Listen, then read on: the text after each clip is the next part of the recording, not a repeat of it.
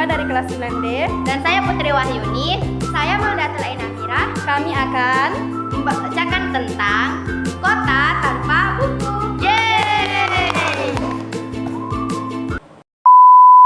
오늘은 안 된다고 말하지마 오늘만큼은 내게도 꼭 기회를 줘 사랑스럽게 웃는 것도 Kota tanpa buku. Pernahkah kau ke toko buku, perpustakaan, atau taman bacaan? Tidakkah kau merasa istimewa ketika berada di dalamnya?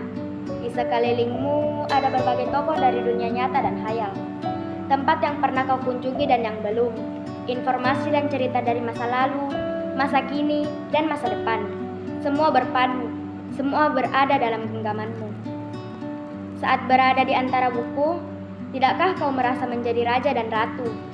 Ruang dan waktu seolah menyatu tanpa batas.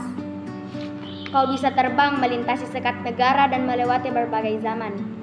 Kau bisa menyelam ke dalam samudra, melayang di angkasa, bercanda dengan aneka satwa, dan berkelana di tengah padatnya kota, juga di rimba raya. Kau tahu, buku adalah jendela dunia, kunci pengetahuan, dan pintu wawasan. Muhammad Hatta sang proklamator berkata, "Aku rela dipenjara asalkan bersama buku, karena dengan buku aku bebas." Melalui buku, manusia terbebas dari ketidaktahuan. Tempat-tempat yang dipenuhi buku adalah harapan berkembangnya pengetahuan dan wawasan. Apa jadinya jika kota tanpa buku? Pantaskah dia disebut kota? Di kota itu, mungkin kabar datang dari sumber lain, dari koran, televisi, atau internet. Mungkin informasi dan cerita datang dari cerita nenek moyang, bagai dongeng-dongeng sebelum tidur. Irama warganya pun tiada beda. Bangun pagi, bertebaran di muka bumi untuk berbagai keperluan, untuk kembali pulang siang atau sore harinya. Setelah itu mereka berangkat tidur dan memulai lagi hari berikutnya. Semua serupa. Di kota itu, mungkin ada bangunan bernama perpustakaan. Di dalamnya, buku-buku berderet dalam rak yang tak terjamah. Tiada tangan meraih dan membuka halaman demi halaman dengan sukacita. Mungkin juga ada tumpukan buku di sudut-sudut sekolah yang sepi dan berdebu, jarang dikunjungi, jarang dibaca. Buku-buku di sana terongok tanpa nyawa. Bagaimana dengan kotamu?